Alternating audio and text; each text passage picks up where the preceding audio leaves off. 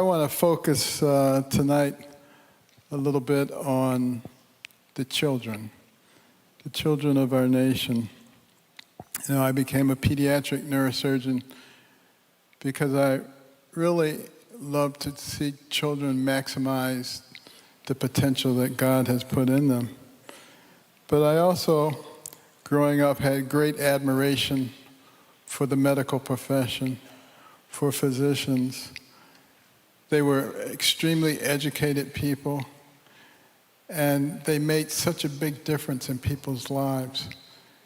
And they seemed like very noble people, and particularly the missionary doctors who went all over the world with great personal danger and expense to bring healing to other people. It seemed like the most noble thing a person could do. But with the kids,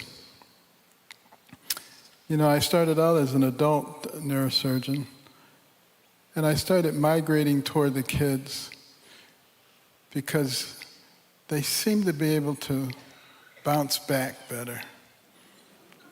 And, you know, my first 15 minutes of fame, you know, they say everybody gets 15 minutes of fame, really was around children because it was the start of hemispherectomies. Hemispherectomy being a procedure in which you take out half the brain in certain children with intractable seizures that can't be managed in any other way. And it was something that had been tried but had fallen out of favor because there was such a large number of complications and deaths associated with it. And we kind of revived that procedure, and patients were doing very, very well. And that was my first 15 minutes of fame. But the reason that the hemispherectomies work in children and not in adults is because of a phenomenon known as plasticity. The brain, all the cells in the brain haven't decided what they want to do when they grow up yet. So if you take out a whole bunch of them, some of the other ones can take over their function, even from the other side of the brain. And that was really a fascinating phenomenon for me. But also the resilience of children. I remember one day we were making rounds in the pediatric intensive care unit, and they were presenting to me a little girl, 4 years old, who had been hit by an ice cream truck. And she was in very bad shape, had a severe brain injury, brain was swelling. But I examined her, her pupils were still working. And so there was a chance that she could potentially recover. And as we finished rounds and I was walking down the hall, one of the intensive care doctors came running out, said, Dr. Carson, both of her pupils are now fixed and dilated. They weren't responding to light at all. So to me that said, whatever happened had just happened in the time since I had been there. So we ran back to the unit. I had a couple of the residents grab the bed. I said, somebody call the operating room, tell them we're on our way. And I passed up one of the visiting professors while I was there from another university, and he said, you are wasting your time. There's nothing that can be done to help this girl in this situation. Nevertheless, I continued to the operating room. We did an operation, took off both sides of the skull, communicated the spaces inside so you equalized the pressure so there wasn't pressure in one part herniating over to another part, and closed up, leaving the skull pieces out. And she remained comatose with very little function for about 3 days. And then she started waking up. Long story short, she walked out of the hospital perfectly normal.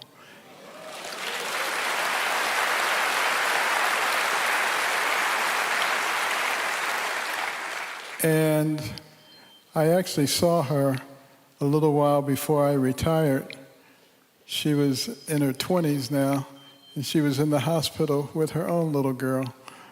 But it's wonderful to see it going on from generation to generation. And, you know, I was involved in a lot of operations that were controversial, and people would say, Carson's a hot dog. But I'm not a hot dog at all. I'm just someone who realizes that there are other powers other than what we have ourselves.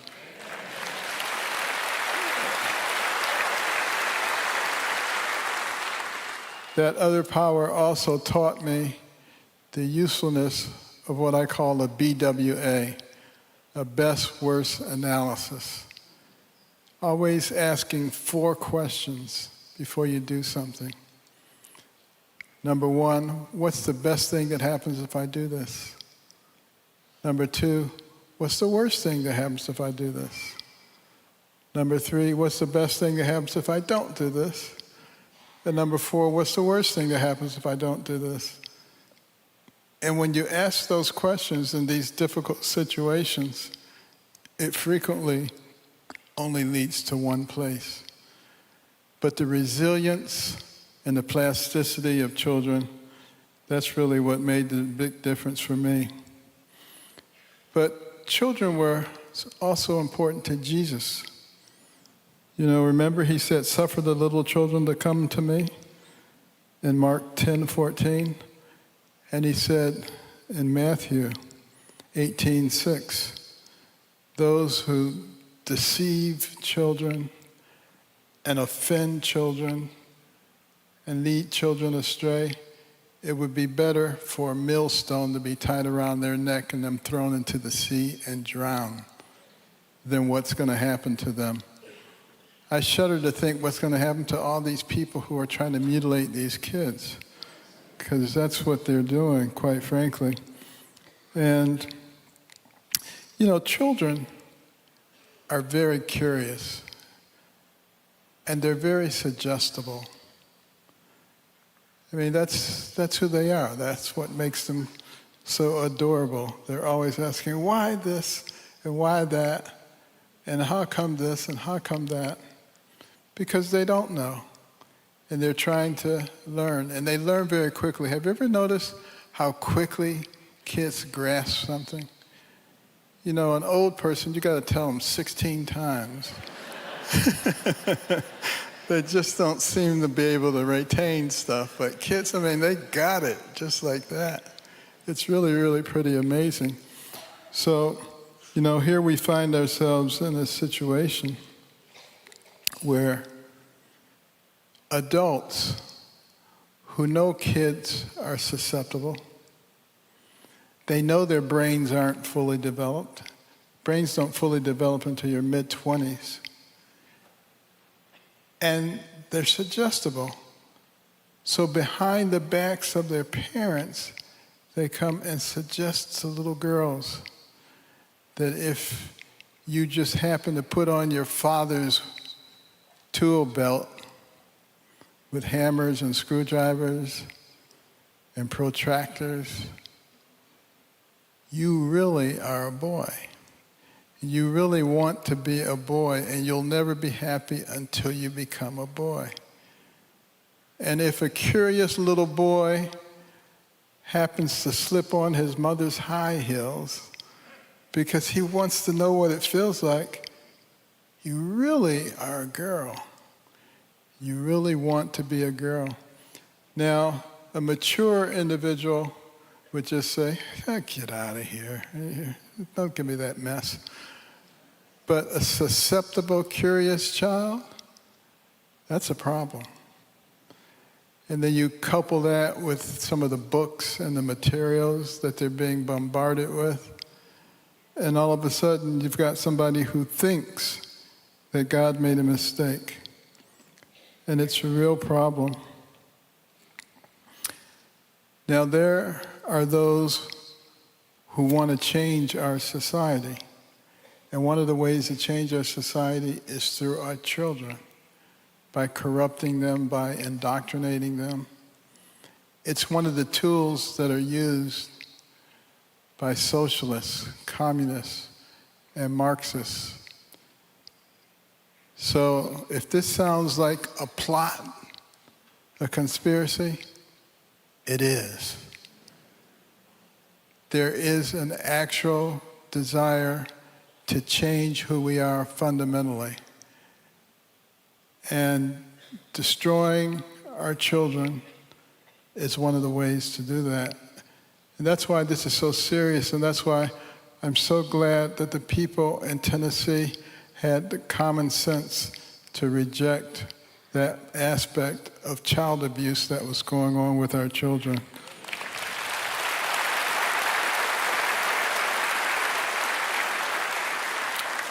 And it's in a lot of different areas.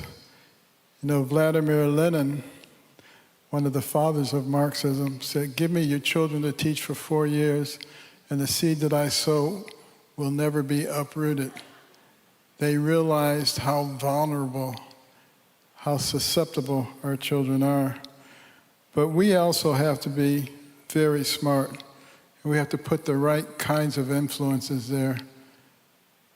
Teachers are extremely important in the lives of children. I have never met a very successful person who couldn't point to a teacher that played an important role in their lives. And I talked previously about some of the teachers in my life, but one of the ones I didn't talk about was Sergeant Hunt.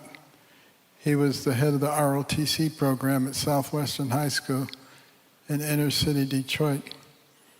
Most of the ROTC instructors were commissioned officers, but somehow Sergeant Hunt was a master sergeant, and he got to be in charge of one of the schools. And, you know, I talked to him about my ambitions because I got into ROTC in the latter half of the 10th grade. You're supposed to start in the first half of the 10th grade, so you have 6 full semesters. I only had 5 semesters, but I indicated to him that I wanted to become a full colonel and the city executive officer over all the schools. That's pretty ambitious. No one had ever done anything like that before. But Sergeant Hunt said, "You can do it because you're very, very smart. You're not like everybody else. You can do this." And he was actually very encouraging. But it's a long way to go from buck private to full colonel. And to do that in 4 semesters so that you have the 5th semester as a colonel. But by the end of my first semester, I had become a sergeant. And there was one class, the second hour class, that nobody wanted to deal with because there were so many ruffians and people who just wouldn't cooperate in that class. So Sergeant Hunt said, "Benny, if you can take the second hour class and you can do something with it, at the end of your second semester, I will promote you to second lieutenant. And as a second lieutenant, you'll be able to take the field grade exam with all the other lieutenants, captains, majors, lieutenant colonels in the city. You'll all be on the same footing. But you have to get the second hour class in shape." Well, when I went into that second hour class, I realized what the issue was. I mean, every other word out of their mouth was, "I'm kicking your," you know.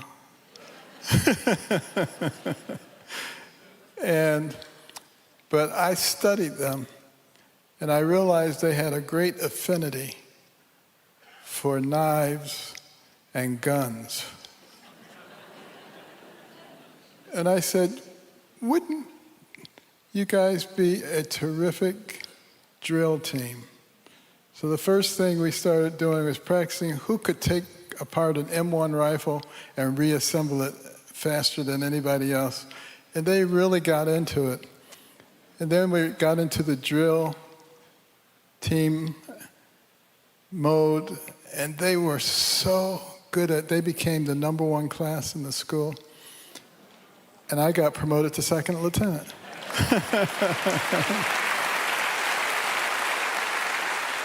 At which time I was able to take the field grade exam and made the highest score in the city. So I got promoted to lieutenant colonel.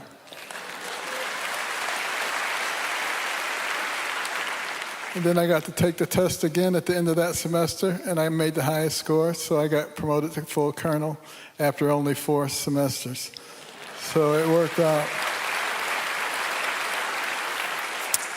And I tell that story not to tell how great I was, but rather the influence of a teacher who had the confidence to say that no one has ever done that before, but you can do it. And to provide that kind of encouragement, think what a teacher like that can do for a student who questions their ability. You know, when I was in the 5th grade and at the bottom of my class, I had the same brain that I had when I was at the 7th grade at the top of the class. It was a matter of a change of attitude. And that's what teachers are frequently able to do. I also remember my English teacher, Miss Schoenberger. She was an excellent teacher, very, very interesting.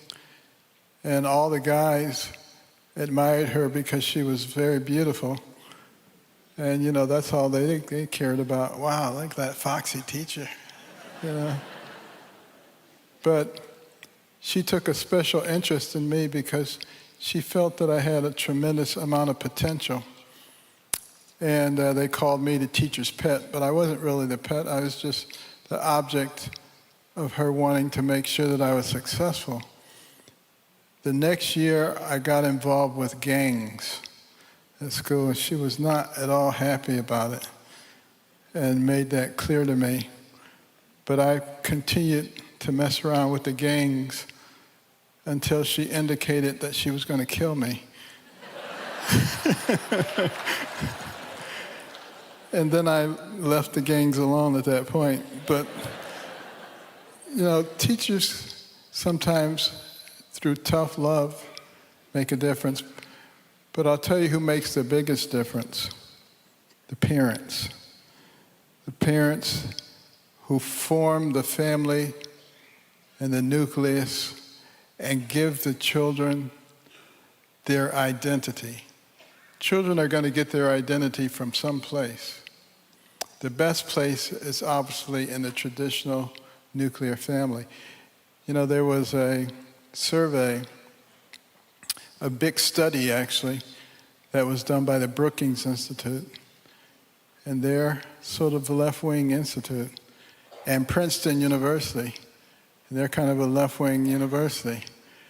And they were looking at the impact of traditional nuclear families on the well-being of states. So they looked at all 50 states. And what they concluded is that the states that had the highest number of traditional nuclear families did the best economically, had the most successful students, had the fewest number of mental illness cases, and generally did well. And these were left-wing organizations that had to admit that. You know, the fact of the matter is, God knew what he was talking about when he put the family together with a mother and a father and a traditional nuclear structure. And those who want to destroy us also understand that. And that's why there's been such an attack on the traditional nuclear family, and why we have to struggle against it, against the formation of traditional nuclear families. You know, there's been the rise of one group called DINKs, D-I-N-K, double income, no kids. And they think they're cool. You know, they got all this money, and they don't have to worry about tuitions and other kinds of support for kids. what are they going to think when they're 85 years old? And there's nobody who really cares about them or is looking out for their interests. They won't be so happy at that point. And it's really a selfishness issue that people have to get over. You know, raising kids is a privilege. It's not a burden. And when you think of it as a burden, you start thinking like a dink. But when you think of it as a privilege, you begin to think of it like my mother. You know, there she was after the divorce, after discovering that her husband was a bigamist, with less than a third-grade education, happened to take care of 2 boys in the inner city. But she realized how important it was to raise us the right way.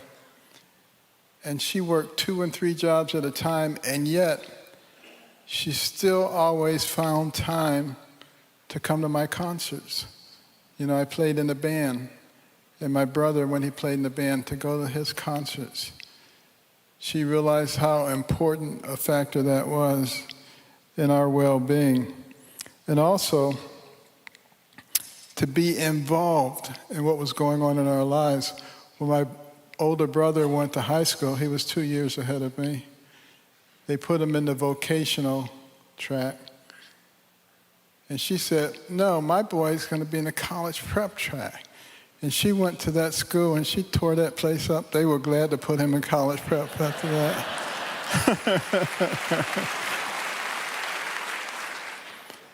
And he did, you know, he did a stint in the Navy, but then he finished college in engineering and went on to become a rocket scientist. That wouldn't have happened without my mother's input. Now, this is not to say that the vocational track is bad. You know, we need plumbers, and we need electricians, and we need people with skills. We need them badly in our society today. So I want to encourage people to make sure that we get young people moving into that direction as well.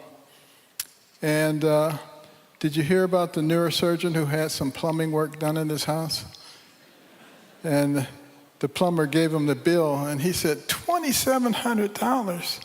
That's more than I make, and I'm a neurosurgeon. And the plumber said, well, I didn't make that much when I was a neurosurgeon either.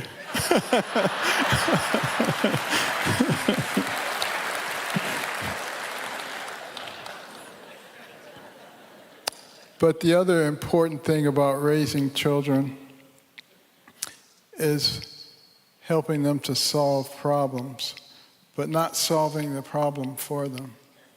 Now, a lot of people think that only kids who come from difficult situations benefit from hardship,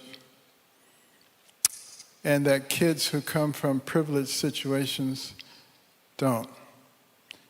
And to some degree that is true, because in many cases they have everything handed to them. I remember when I was a freshman in college, one of my roommates was from a very privileged background, and he just felt like the world owed him everything. And he would go out and buy these expensive stereos and do all kinds of stuff, but he didn't study. And he flunked out. He flunked out of college. That probably wouldn't have happened if he'd been raised in a more vigorous way. So Candy and I, you know, realized that, you know, we both came from poor financial backgrounds, and our kids were growing up in a very luxurious environment. So we decided to create hardships for them. Artificial hardships. We made them work for everything. They never got anything just as a present. And they all did well. My middle son was being interviewed in a magazine about his success because he owns several companies, is doing very well. And they said, how did you become so good with money management. And he said it was because my parents would never give me any. And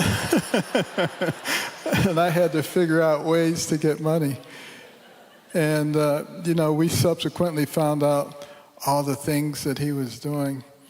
He would go to the store, he would drive to the store, and he would buy certain things that the students loved to have.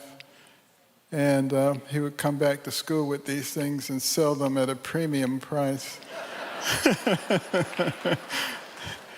And I remember, I did a cameo appearance on a movie called Stuck on You. Some of you may have seen it. With Matt Damon and Greg Kinnear were Siamese twins. And I played myself as the surgeon who separated them. But Matt Damon gave my son 10 photographs of him, glossy photographs that were signed, and he immediately took them back to school and sold them for $75 each. Just as an example of the kind of things that he would like to do. But the other thing that we did for the kids, and it's one of the most critical times in a family's life, is we asked them each, after we said grace for dinner, and I made a concerted effort to be home for dinner, to give us a fact that no one else was likely to know, which meant they had to do some research. And they, at first, can't we just eat? No. After a while, they really got into it, and it became a very competitive thing to see who could find the most obscure fact that was a useful thing to know. But it helps to create camaraderie and relationship in the family. It's also a time when you can talk about what's going on. What did you do in school today? And to be able to discuss that not only with your parents, but with your siblings as well. This is something that is missing to a large degree in families today. The kids have their own credit cards. They go out to fast food restaurant with their friends. They're always on the telephone. They're texting each other, sometimes even sitting at the same table. And, really not developing those relationships. And like I said, if they don't develop the relationships and get the values from their family, where are they going to get them from? They're going to get them from their friends. They're going to get them from social media. They're going to get them from TikTok. And that's not a good thing. Can you imagine what it would be like to be a kid today, growing up in this environment with all of these adverse influences hitting you day after day without having a strong, supportive family? What chance would you have of getting through that? Probably not a very good chance. Something very important to think about, that cultural war that is going on to change who we are as a nation. America is different than virtually any other nation because we were formulated by individuals who were interested in creating a free society, a society with choice, a society with values, a society with Judeo-Christian values. And those values made a big difference in the way that we treated people. Now, some people say, yeah, but you had slaves, so that negates everything you've ever said. Wrong. Because if you know anything about world history, you know every society had to deal with slavery. Every society since the beginning of time.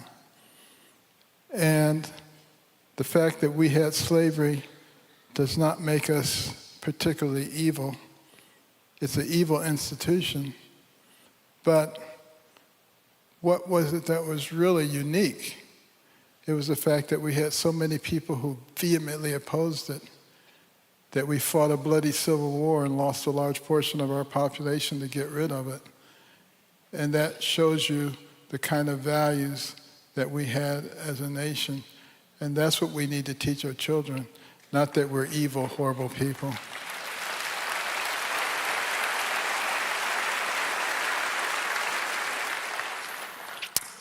But going back to the cultural war, what happens when you turn the television on? You see the heroes as people who don't value traditional nuclear families. You see the heroes as people who meet someone who's attractive of the opposite sex, and the next thing you know, they're in bed together. Forget about marriage. Bed jumping, that seems to be the thing that's popular. And now you look at television and it kind of turns your stomach, but you even see men kissing men and women kissing women in the lips. And promotion of alternatives to the traditional nuclear family. And what message does that send to our kids? You know, there used to be some shame associated with having babies out of wedlock. Not anymore. It's gotten to be a normal thing. And are we creating the kind of traditional nuclear family that I was talking about, that the Brookings Institute and Princeton University find? Or are we creating something else that doesn't give the kids that nucleus, that foundation that will allow them to stand up for the values that have been ingrained in them? That's what we're facing today. That's what we need to be worried about. And what about anti-Semitism and racism? You know, people are not born anti-Semitic. People are not born racist. That is something that is taught to people. And we need to recognize that it's not a spontaneous occasion. We be careful about what we say and how we act in front of children. You know, growing up, you know, I encountered racism. And some people let that make them into victims and they become very bitter. I remember when I started junior high school, and there were very few black students at the junior high school.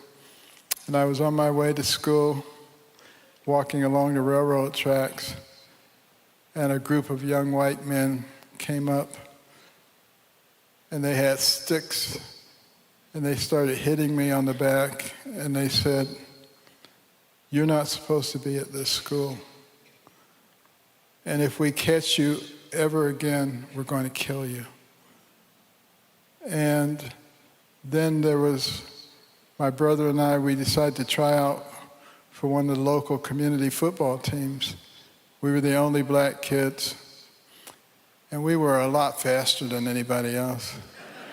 And you know, the coach was really excited. He says, "We're going to win everything this year with these guys." But on our way home, we encountered a group of young white men, and they said, "If you guys come back, we're going to drown you in the river." You know, we didn't tell our mother about this stuff because she would have had a heart attack. But those were the things that were happening in our atmosphere as we were growing up. I remember the band teacher, Mr. Mann. He knew I was very good in band, but when I was in the 8th grade, he gave me a C on my report card so that I wouldn't have the highest academic achievement in the 8th grade and get the special award. But to his chagrin, band didn't count. So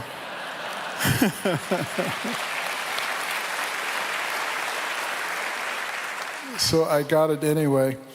But my mother always emphasized to us, don't allow those kinds of things to let you judge an entire group of people. And see, that's where those family values come in. Some people allow these kinds of incidents to embitter them and to make them resentful of certain people. But the fact of the matter is, people are people. And you can't really judge a person by their external covering unless you're really stupid. You know? Think about it. I mean, what makes a person who they are? Is it the color of their skin, the texture of their hair, the shape of their nose, the size of their lips? Or is it their brain? And you see, that's something that really came clear to me as a neurosurgeon operating on people from every part of the world. The good thing was I didn't have to learn different techniques for different people. You peel the skin back and you take the skull off and you go in there. That's the thing that makes them who they are. It's not all that other stuff. And that's the way God made us. Because, you know, God is gracious and he gave us variety. Can you imagine how boring it would be if everybody looked exactly like you? Think about that. In some cases, it would be a national disaster. So he was very kind to give us variety. And we're the ones who make it into a problem. It's not a real problem. It's a completely artificial problem. And that's something that I learned, and I think that was a large part of what my mother taught me. But she also taught us not to be victims. You know, you're only a victim if you think you're a victim. Then you begin to act like a victim, and it becomes a self-fulfilling prophecy. But the person who has the most to do with what happens to you is not somebody else who's putting an obstacle in the way. It's you. You're the person who has the most to do with what happens to you by deciding what you are going to let affect you. What are you going to allow to change your life, to direct your pathway in life? You get to make that decision. And that is an enormous privilege. The other thing that has happened to our families, and I hate to say this, but the women's movement taught women that you're not as valuable if you're a stay-home mom as you are if you're in the C-suite of a corporation. Nothing could be further from the truth. The role of a mother is the most important role that you can possibly have. And, you know, I'm thankful that my wife, who has a degree from Yale and a degree from Johns Hopkins, said, you know, I'm going to put career aside and I'm going to stay home and take care of the kids until they are all gone, and then I'll go back and do something at that point. And it made the biggest difference in their lives because, you know, as a busy neurosurgeon, I wouldn't have as much time to do things as most people did, but she filled in the gap for them, and they really appreciated that. I really appreciate it, and I really appreciate all of those moms who know that they have a special role to play that God has given them, and there is nothing like the relationship between a child and their mother. And we should elevate that, and we should praise that. And if you want to be an executive and be in the C-suite, that's great. but it doesn't make you any better than that woman who was bringing up that child in the admonition of God in our society.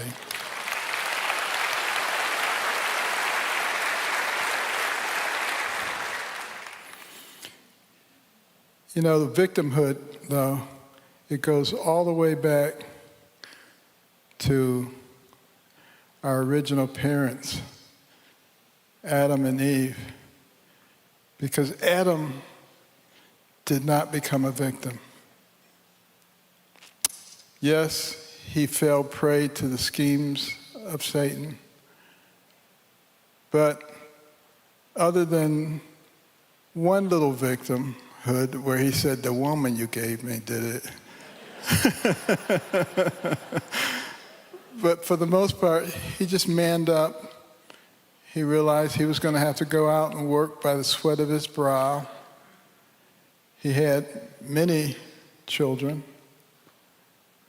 and he didn't sit around and continue to blame his wife and to blame Satan. He manned up.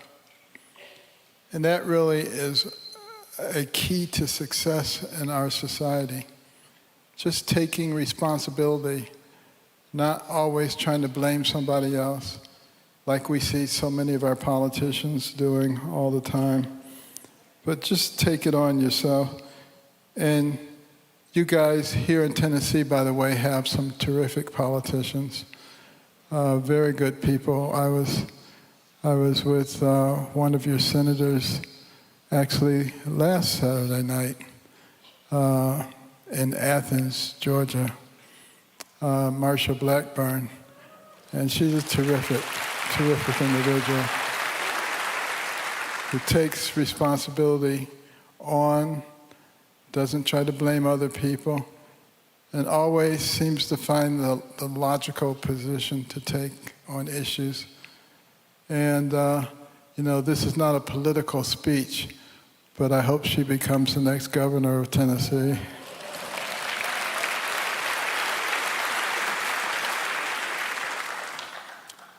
But you don't have to be very smart to realize that there's something wrong in our society. It's very problematic when we look out there and see that 40+% of our children have some type of chronic medical condition. We know that there are things that are happening in our environment that are not particularly good for our children. We see the diagnosis of attention deficit hyperactivity disorder and autism spectrum explode. Autism spectrum disease has gone from 1 to 4 in 10,000 to 1 in 31. And we're not seeing that in a lot of other industrial nations around the world. So it tells you that there's something that's going on in our environment that is unhealthy for children. It's probably multifactorial, but we really have to start looking at these things and recognizing that we have a responsibility.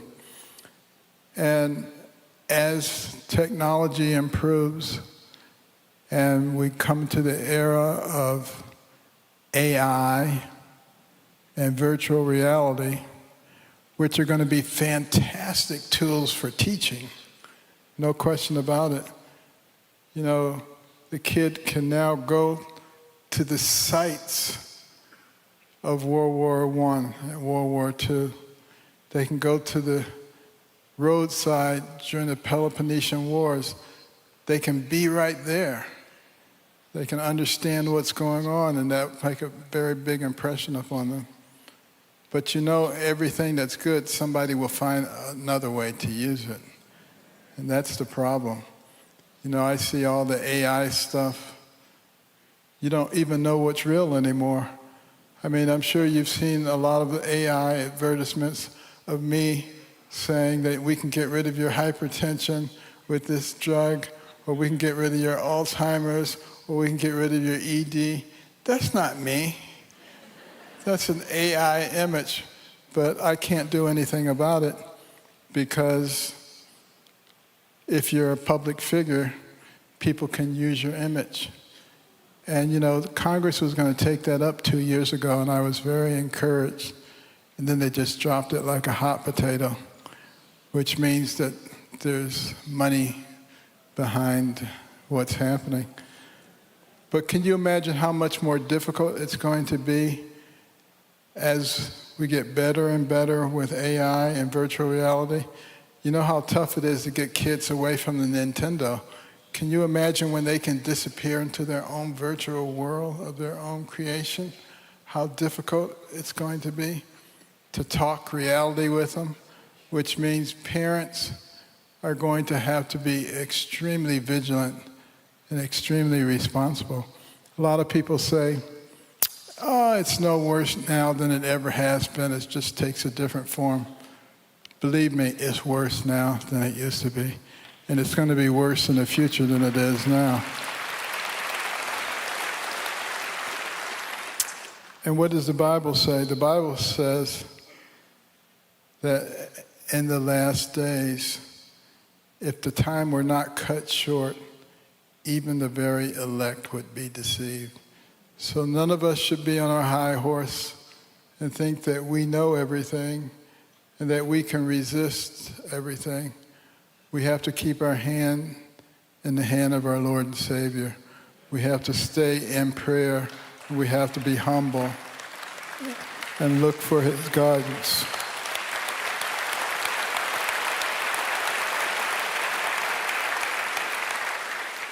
And we have to realize who is actually in charge. And that faith comes from looking at what's going on around us. I remember there was a case of a little girl. The family had been trying to have a child for a long, long time. And finally the Lord blessed them with a little baby. It was a cute, cute little baby. But at 5 months of age, the baby started having a lot of problems and started having some developmental issues and was diagnosed with craniosynostosis. The sutures of the bones of the skull had closed over prematurely, and the brain didn't have space as it was growing. So there's an operation we do called a cranial expansion. And we had taken on this operation in this little girl. Everything was going along just fine. And then when one of the pieces of bone was taken off of the frontal part of the forehead, part of the bone was insinuating itself into the sagittal sinus, which is the drainage system for the brain. So when you took it off, it was like you unplugged something, and blood was skirting all over the place, and there was a lot of blood loss. The baby went into cardiac arrest, and the anesthesiologists were trying to resuscitate the baby as we were trying to repair the hole in the sinus. And after about 15 minutes, the anesthesiologist said, why don't we just call the case? We've lost the patient. I said, no, don't. Keep going. And we kept up for almost a half an hour. And finally, the heartbeat stabilized. And we were able to get the baby to the ICU, but the pupils were fixed and dilated, and there was no neurological function. And the prognosis, of course, was horrible. And the father and I challenged each other to who could pray the hardest. 24 hours later, the pupils started working again. There was some neurological function. Everybody was excited. This was really miraculous. No one could even imagine that that was going to happen. But then the areas of the lungs started to collapse. And it looked like the baby was going to die a pulmonary death. And I had to go the next day to Ohio to speak at a graduation at one of the medical schools. And I got a call that the last segment of lung had collapsed and that the baby was going to die imminently. And I decided I would go to the hospital on my way to the airport just to try to console the family. But at the same time, my youngest son was having an asthma attack, and it was severe, and he had to be taken to the hospital by ambulance. And by the time we got that all taken care of, I didn't have time to go by the ICU to see the family. So I flew to Ohio, and when I got off the plane, I called the ICU to see if the parents had left yet, assuming that the baby had died. And the nurse said, "The baby has rallied, and the lungs are working again." And I said, "Oh my goodness, that's so wonderful." But then I came back for a couple of days, and I had to go to California to work on some NIH grants. I was one of the reviewers. And in the meantime, the pediatric neurologists and the rehab people had come by to see the baby. And they had concluded that there had been so much damage that this baby was not a candidate for rehab, wouldn't function no matter what was done. The baby would never see, would never hear, would not have much neurological function.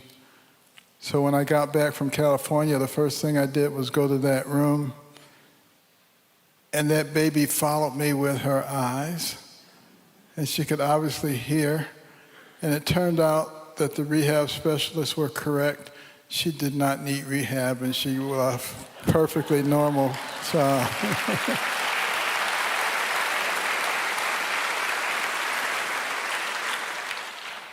So God performed 3 miracles on one kid. And it really made an impression on me. No matter how good you are or how good you think you are at whatever you do, it is God who is doing it.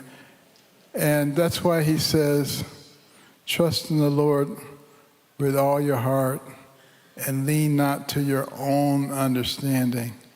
In all your ways acknowledge him, and he will direct your paths. He will never fail you. He will never forsake you. All you have to do is believe.